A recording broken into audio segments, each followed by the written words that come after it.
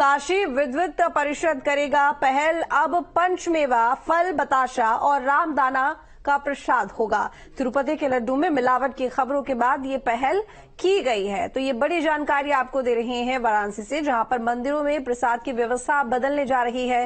काशी विद्वत परिषद इसकी पहल करने जा रहा है। अब पंचमेवा, फल, बताशा और रामदाना प्रसाद होगा, क्योंकि तिरुपति के लड्डू में मिलावट की खबरों के बाद जिस तरीके से हंगामा देखने को मिल रहा है, उसके बाद ये पहल की जा रही है काशी विद्वत परिषद द्वारा।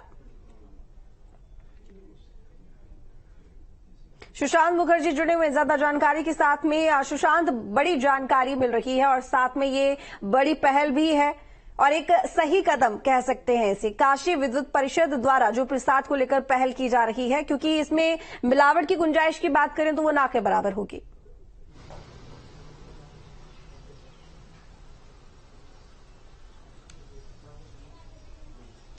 देखिए, जो काशी में धार्मिक संगठन है उनका साफ तौर पर मानना है कि ऐसी वस्तु जिसमें घी का इस्तेमाल होता है और टीन बंद घी आता है, उसमें केमिकल होने की या फिर इस तरीके की मिलावट की साफ तौर पर गुंजाइश रहती है।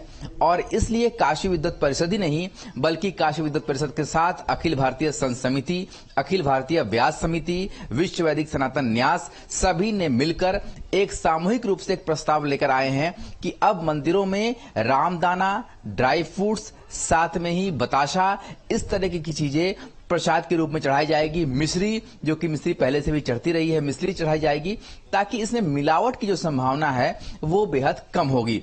साथ ही इनका ये भी कहना है, अगर कोई बड़ा मंदिर लड्डू चढ़ाना चाहता है प्रसाद के रूप में, तो उसे अपनी गौशाला जो है खुद स्थापित करनी होगी और उस गौशाला के जो घी होगा उससे जो है प्रसाद बनाया जाएगा। बाहर की जो टीन बंद घी है उसमें लगातार मिलावट की शिकायत आ रही है और ऐसे में जब बाहर की घी से इस तरीके की प्रसाद बनाई जाएगी तो उसमें कहीं ना कहीं मिलावट की लगातार गुंजाइश बनी रहेगी।